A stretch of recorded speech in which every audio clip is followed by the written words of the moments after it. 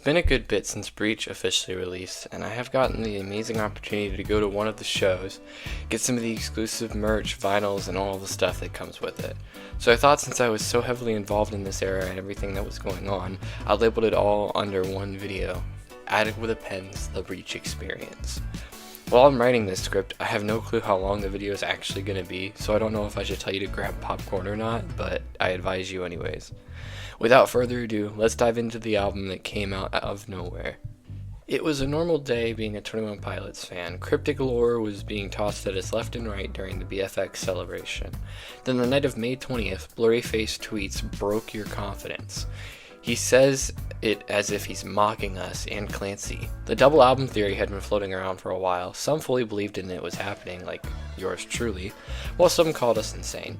With the eye nearly closing, we were worried that the hiatus was upon us. But the morning of Scaled and Icy's birthday, we got an announcement that would change everything. Nothing much, just a little album called Breach coming out 4 months from then. It was insane, like dude, holy crap, I still can't believe we got a double album, my goodness. But honestly, the build up and marketing for it was unreal. It's a shame that FBR didn't promote it like at all. The hype, on the other hand, was absolutely nuts. There aren't many words in the English Oxford Dictionary that can describe the way I, and among others, felt when we woke up to that announcement.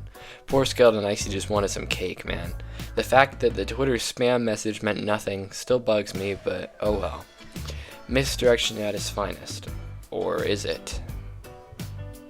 As we approached the release of the album, we received only 2 singles this time, which was new for the band. Ever since Trench, we've received 3 or more. Trench had 4, Psy had 3, Clancy had 4 if you count the single version of The Craving. And it was kind of strange, but welcome in my eyes. Seeing that they were taking a different approach for this album rollout was refreshing. They wanted to keep as much of the album to themselves as possible before release. Those greedy bastards kept garbage from us for way too long, and I'm still salty about it. The singles that they chose to release for this album were perfect choices. The contract served as a perfect bridge between the story of Clancy and Breach, giving us something to chew on before the real ending unfolded. Having Drum Show release only 2 months after was kind of a long wait, but that only made the anticipation for this record grow. In my eyes, this tactic, while a little longer of a wait, truly made the album feel so much more special. Having only one extra track that we could hear made this so much better than their traditional album rollout. It was definitely different and truly unique approach that I doubt we'll ever see again. The marketing for this album was very odd in the sense that I felt like it didn't really get promotion at all. It felt as if the boys were sitting on this one like only real fans are going to know we're dropping this, only the ones who pay attention to our social media regularly or know about the lore will care enough to notice. I doubt that was truly the mindset of the two of them, but knowing how they work and operate, it very well could have been. It's crazy to me, honestly, having this album go number 1 despite the lack of promotion from FBR and very little outsider hype surrounding it. It's the stunning irony that shows that it doesn't matter who you are or how popular you really are. If you're known, you have the potential to go number 1. And by hell, they did do it. It may have only been for a short while, thanks Taylor Swift, but they did it nonetheless. It has a cherry on top of the bittersweet feeling that I felt when this album first came out. New music only 16 months after Clancy, but also a looming fear that this amount of action from the boys would result in an imminent hiatus. Probably longer than we might think. I've heard some people say 3 years, 5 years, forever, and chucking out a bunch of random numbers that have no real weight. I personally just don't know. Like, you can't... We can use lore or anything to predict or calculate how long the break the boys are going to take will be, because there's nothing to go off of. With Josh's little one on the way, and Tyler having a few of those of his own to take care of, it's probably going to be a while before we see any real action from them, and frankly, they can take as long as they want. Dare I say, I wouldn't be that shocked if they ended up calling it here. I know that everyone's probably screaming at me and throwing tomatoes at their screens, but think about it. Both of them are human too, as much as you and I, and they deserve a break, even if that break is permanent. They've done more than enough to constitute such a thing. And to those who disagree with me in the manner of toxic behavior or because why would they stop it, shut up. I'm just gonna say it now, shut up. This is my video, so click off if you don't like what I have to say. Sorry, I had to get that out of my system. Anyhow, I'm just glad that we got what we got. This album rollout was incredibly unique, special, and 100% unforgettable. The aspects of this album, outside the music itself, were some of the best we've ever gotten from the boys. Now, let's dive into the meat of it all, the songs and the lore. City Walls, oh my gosh, what a masterpiece. I've heard many people say that it's a contender for the best opener that they've ever done. And while that's a valid case to make, and on a case-by-case basis, I'm sure most would agree, but I just can't. Now, before you get your tomatoes back out, let's put those back in the box, but let's hear me out for just a minute. Don't get me wrong in the slightest, like at all. I absolutely love City Walls. It's a hell of an opener with some of the best instrumentals we've seen out of them since Trench. Yep. Jumpsuit is still my favorite opener. And now that I've heard it live, I can double down on my statement. So don't at me. But seriously, City Walls is a fantastic opener that finishes off the lore really well. I've seen several people who aren't happy with the lore, but like, what did you expect? Seriously. I said this during my theory video I made on the line last year. It felt inevitable that the story would be steering this way. The idea that mental health is a cycle is too true and too much of a reality to actually ignore. I think that this ending does justice to these themes and ideas that Tyler and Josh had spun from the beginning. This allegory for mental health works through this ending specifically. And I think the song itself is one of their most uniquely structured songs, with a full minute of just the intro beat playing, setting us up and putting us into the grandiose that is this main instrumental. With such a unique synth sound and heavy drums, this song truly makes itself known through those means of production at least. This song feels like a true definition of 21 Pilots as a whole. It captures that essence so perfectly, and I think it holds up its weight as the cap off to such an amazing story. I'm sure I could spend more time in a larger video analyzing the hell out of this song, so I'll save that for later, but we will come back to this. I promise. So I had an entire section dedicated to going into the details on each track and how they work, like a track by track basis, the meat of the album, but I've decided against it. This will be the millionth time I've rewritten this script, but I want it to be as good as possible, so I just want to say how impactful this album has been to me on a general basis. Like, I yapped about how good City Walls was from a technical and lyrical standpoint, but now I want to just lean into the pathos here, if you know what I mean.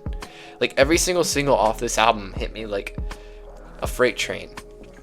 That's the best words I've got for this. Like, from City Walls having such a cinematic ending and experience, to Downstairs being an anthem for feeling shunned from religion, it has it all. Like, seriously, this album has everything. I will say that a lot of 21 Pilots albums have many gut-punching songs. I'm looking at you, Vessel. But they really just decided to give every single song on this album some semblance of weight, and every song is good. I've been relatively open with my experiences with mental health and the battles that come with it, and now that I'm sitting here, the story laid out entirely in front of me, I see how much of my life and my circumstances truly level with the story that the Pilots have put out here. Especially songs like Garbage, Downstairs, Center Mass, Drag Path. These songs hit so hard, man. I want to do an in-depth analysis on every single one of the songs from Breach, because they have so much to them that I can't cover in this video if I actually want to get this video out. But for the sake of speaking on it, I want to specifically talk about Drag Path for a bit, since to me it has the strongest impact out of almost any song they've released thus far since the lore began. But before we get there, I want to take a small moment to appreciate the delicacy that was put into the album as a whole.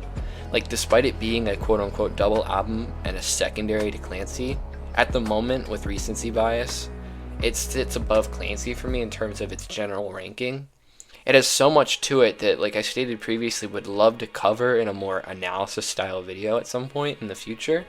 But for now, I'm going to yap about Drag Path and how it's kind of slid its way into my number 3 spot of my favorites top 21 Pilots songs list. Like, it's genuinely up there, like podium and everything. So let's get to that. Drag Path, for those who don't know, is essentially the 14th track off Breach. It was only accessible to those who bought the Breach digital remains back when the album was first released. It's basically the true ending to the story, capping off the cycle theory. It confirms the idea that Clancy is stuck in a cycle, having to have been found by someone who I assume is Torchbearer, which starts the cycle over again, this time stronger than before via the paint being lower on his face than it was for Nico, and that's one of the many symbolisms they've used. I think that the emotional weight that this song carries is unrivaled by almost any song from their discography. Don't at me, I know, controversial, but hear me out. It doesn't have like a beat drop, it doesn't have crazy drumming from Josh, or even any screams or any crazy vocal patterns. It's just Tyler singing and Josh just doing some drumming. It's nothing like crazy special or unique. It's kind of toned down and minimal for a majority of the song. It kind of just nothing like emotional. There's no like craziness to it. Like until right at the end, like around the 3.5 minute mark, it kind of picks up and starts, you know, building on itself, emphasizing, you know, to me it feels like it's emphasizing this is where the cycle's restarting. As soon as the beat starts picking up and Josh starts getting a little heavier with the drums, things might be different this next time. Just you can just feel it, the way the song builds and the orchestra, it just all comes together for that last like minute and a half of the song. You can just feel it. I personally, through my daily struggles, have taken this song to heart. It's not only admitting defeat, it's recognizing that you're trapped, but knowing that someone is out there searching for you. Someone is willing to come back time and time again and save you. You may have lost again, you may have failed again, you may have relapsed again, but someone will always be there to pick you back up. Whether you know it or not, someone will be your torchbearer. In my life, I've been knocked down and lost many, many, many times, more than I'm willing to count. It's just how life is, and I know it's coming, and I know that some days I've been knocked down again. Some days you just know, but I don't give up. I know that I've got people there for me that will help me get back up and guide me to success, even if I don't find it this time. I've never been able to find it per se, but that's just life. Sometimes you won't find the success or the remedy you're looking for. You can't guarantee that if you get knocked down, you're going to find a way to KO your opponent next time you get back up. But sometimes you just never do. All that matters is getting back up again, getting stronger, finding ways to last longer, ways to fight harder, ways to survive. And to survive doesn't mean to win. It means to outlast. It is taking scraps from a shipwreck and floating to shore with your life still in your hands. You didn't build a yacht, but you're still alive. And this song truly is a representation of being strong-willed, knowing what it entails and fully embracing that. Be brave, be strong, and never doubt that you can't get back up. Drag Path is easily the best song off Breach, no questions asked. Oh boy, that was a little heavy, but with that out of the way, let's talk about the merch. So I had the privilege to get my hands on the FPE edition of Breach, as well as the standard vinyl that they sold at my local retailer. I will now share with you both vinyls via video recording, just because I want to rant about how amazing they are, so I'm gonna put the little footage in here and I'll let you guys deal with that. Okay, so here we are. I'm on my cell phone. I'm on the floor. Look at the beautiful floor. Anyways, here we are. I'm going to show, I know you've probably watched a million videos already showing the Breach vinyl and everything that comes with it, but I have 2 of them because I'm extra special. I wanted to just show and talk about these because I really do love them, and everything that, like the whole design of the vinyl and everything that went with it was absolutely fantastic. And I have both a normal standard vinyl, the red one, and the FPE edition, which is amazing. But I just wanted to like take a second and, you know, get a good look at them, because it's just, I don't think often they put this much effort into a vinyl. Like, it just, in comparison to, like, for example, something such as, like, no, don't get me wrong, Clancy vinyl was fantastic. I love the one that I have. But I think just the vibes that the Breach vinyl gives off, with the fun, like, writing for each song, having the different font, all of them being detailed in their own way. I think the open photo on the inside of the vinyl is fantastic. And this one right here, if I can get it open, is the standard red. I'm doing this all with one hand, so pardon me here. But yeah, the standard red. It's just, the vinyl design is just so nice. It doesn't have any like songs written on the like inside, like the track list, like most of their other vinyls do. But it's still really nice. I love the detailing on the ends there with the Breach and then the logo. It's a very special vinyl. I think it's one of my favorites they've ever done, especially with all the variants that are out there with the picture discs and everything in between. I think it's like one of my favorite vinyls they've done, probably since Trench. I'm not gonna lie, I like the Trench vinyl and the sleeves and the Trench vinyl and everything. I think this is one of the better ones that they've done. See, that's the standard edition right here, all in all of its glory. The red vinyl, everything, you know, the same. And then We've got the fabled FPE edition right here, number, what does that say? I can't read. 4,964 out of 15,440. And as you can see, there's nothing in the side sleeve because I've already taken them out. The poster's hanging on my wall, and the note I'll show you shortly. And I didn't get to touch on the sleeve in the first one, but I wanted to touch briefly on the sleeve that the vinyl comes in. How unique the sleeve is, showing Dima in the center with their names, the bishop's names going all around it. And having Clancy there was kind of foreshadowing. I'd seen a rendered PNG of the sleeve online before the album came out, and that kind of didn't spoil it, but it was more so I didn't really notice it at first. I'm not even gonna lie, I didn't notice that it was even on there to begin with, but such cool detailing. And on the back it's similar design with the octopus. I don't even know what that is. I don't even know what to call the logo in the center, but it's very intricate, using the letters and the font to make the detailing is really cool. And then on the inside is obviously the yellow version. I'm gonna try and the yellow vinyl, which is honestly even cooler than the red. I haven't played this thing once. I don't want to damage it. I'm trying to keep the vinyl itself in as good condition as possible because it's it's supposed to be rare, but it's really cool. And I think it's probably, for simplicity's sake, it's still really cool despite being simplistic, and I like it. I like it a lot. Same detailing as the original copy. All that's the same. And then everybody's been waiting for this. I actually went and I framed mine, the note that you get. And I know it's not a real signed pen signature, which kind of made me a little upset, but I can't be mad. It still exists. I still have it. It's rare. It's nice. And I framed it, put some red duct tape on the inside of the frame, have it framed. I have it sitting on my desk. Really nice, and it's cool that they gave us something like this. So it's fun detail. It's got all the fun stuff in it, and I can appreciate it, and I'm going to love it forever. That's why I framed it. I wouldn't have framed it if I didn't care. But yeah, this is really cool touch that they've gone, and I wish I had gotten more of the vinyls, more variants, because there's a lot out there. The picture disc, I didn't get one of those. I wish I would have gotten the black smoke variant on the website. And there's the purple one as well. There's so many of them.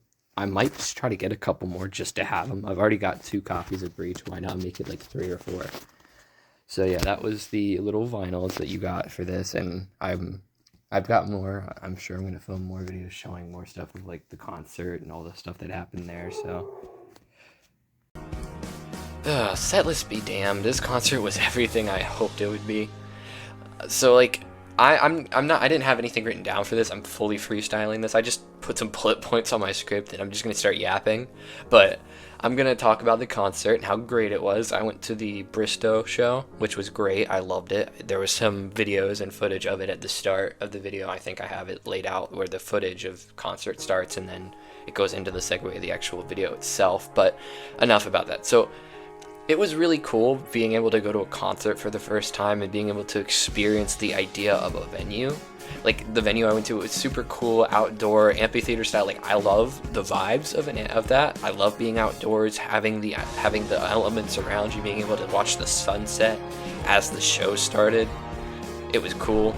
And just all around the vibes and experience alone, regardless of the fact that I was there to see 21 Pilots, it's just, I would go to another show. Just in general, I loved the vibes. I love being with people to experience and relate to and have fun with music. I felt at home, if you will. And so it was really cool getting to go there and stand in line for 45 minutes because we got there really early. We were just standing in a line that looped around the freaking venue's parking lot. Everyone was dressed up. There was Ned's, Bishop's, Clancy's, Tyler's. People were wearing merch. I saw people singing songs, or somebody with a ukulele sitting on the back of a truck playing a bunch of songs, and people were sitting in camping chairs. It was just an all around a really cool experience, and it was it was unique. Like, I don't think I'm ever going to be able to see an experience or a concert vibe that was like that. There's just nothing else like our fan base, in a sense of, you know what you're gonna get, but when you step out into a concert, it's just so much different than seeing it on Reddit or on Twitter or whatever. Just being in person and seeing it and witnessing it is so much different, and it was really cool getting to just, and this is just not even a show, this is just being there in general was just so amazing. And so we're gonna start by talking about Dayglow, the opener for them, which honestly I'd never heard of him. I went with my sibling, and my sibling knew who he was, and I was informed of them. They told me about him and everything, so I didn't really get a chance to listen to a lot of his discographies, but I knew he wrote a song for the Minecraft movie, and that's about it. So getting to hear him, he was really cool. I liked the vibes. He had a very incredible voice, I will admit. Getting to hear his voice, he has a good voice, and his group of friends that were playing his live instruments, they were pretty fun. I thought it was unique. I've actually gotten to listen to it more since the day of the concert. I've actually kind of hopped onto Spotify and added a couple of his songs to my playlist because I think he's really cool. It's kind of, I might actually prefer Dayglow over Beluga. That's a topic that I'm not gonna get into, but yeah, he was really cool, and I liked the hype that it was like you got to feel it was music, but it wasn't what you were there for, but it was building the hype even more, knowing that you're here, the music is going, everybody's excited, everyone's having fun, and it's just the vibes all together. And so then it leads into 21 Pilots getting to do their set list, which was mighty insane. I will admit, I was excited, and I know people were complaining about the set list not having a lot of Breach on it, but honestly, as somebody who was going to a show for the first time, I didn't really care. And I know that might be like, oh, of course you didn't because you got to see them, but like, I know only 5 Breach songs were played, 4 were played for my show, we'll get into that, but 5 songs have been played so far, and to my knowledge, as I'm recording this audio, apparently Downstairs got played at the private show in LA the other day, so yeah. Anyways, so yeah, they played a good variety. Like there was a lot of like variety in terms of, if you exclude Skilled and Icy from what you call variety. But yeah, there was a good amount of everything. I feel like it was balanced. Like I know there was more Blurry Face than anything else, but at least it wasn't like all one album or only 2 albums. They played Trench, they played Clancy, they played Breach, they played Blurry Face. They kind of neglected Vessel and Scaled and Icy a little bit, which was kind of a little annoying to me. But I'm not going to complain. I thought it was cool. And getting to just hear Pet Cheetah, Message Man, Lean Boy, Routines in the Night, all these songs, getting to hear them live. And it was great. It was awesome. He brought energy. Tyler's hilarious. We were his favorite show, by the way. As of right now, unless that's changed, I believe that we are still his favorite show. He said that we were his favorite crowd of the tour so far. So take that. I don't know if that stands still, but let me have my moment. And so apparently, what I was informed of after the show was over was they were supposed to play Raw Fear, but something happened with a technical glitch and Tyler got pissed off. I saw videos of him throwing microphones because he was upset because they messed it up and they were supposed to do Raw Fear with the thing, like he was supposed to take off his mask or whatever, and they didn't get the opportunity to do that, and it kind of sucks because I would have loved to hear Raw Fear live, but you can't predict those sort of things, the incidents and everything like that. So I'm not gonna be pissed off or anything. It's like, oh well, big whoop. I can watch it online, but it would have been nice. But I think it shows as a testament to how much Tyler values us having an enjoyable show, and he likes to make it so everything goes smoothly because he wants us to have the best experience possible. Kind of like a perfectionist kind of thing, and I can admire that. Him getting that mad because a song didn't get played because he wanted us to hear one of his songs. So I can understand that. But it was still really cool though at the end of the day, with everything that happened, everything that got to witness, all the songs that were played. And I was actually in the lawn, so I was 10 feet away from the Heavy Dirty Soul car. I could literally feel the flames on my face, when the car got lit in flames. I was literally right there. I'm sure that I got some pretty cool photos in the slideshow at the start of the video that show that, but I just wanted to yap about that because that was like one of my favorite parts. So yeah, the concert overall was insane, getting to experience that once in a lifetime, honestly. I'm glad that out of all the shows that were able to be my first one, that it was the Breach concert. Being able to have that like just cap off to everything, and being able to witness one of their last like true live like concert-esque shows for the foreseeable future. So I'm very happy with it, and I'm glad that I got that opportunity. So yeah, that's really all I have to say about the concert. That was a good solid bit of yapping.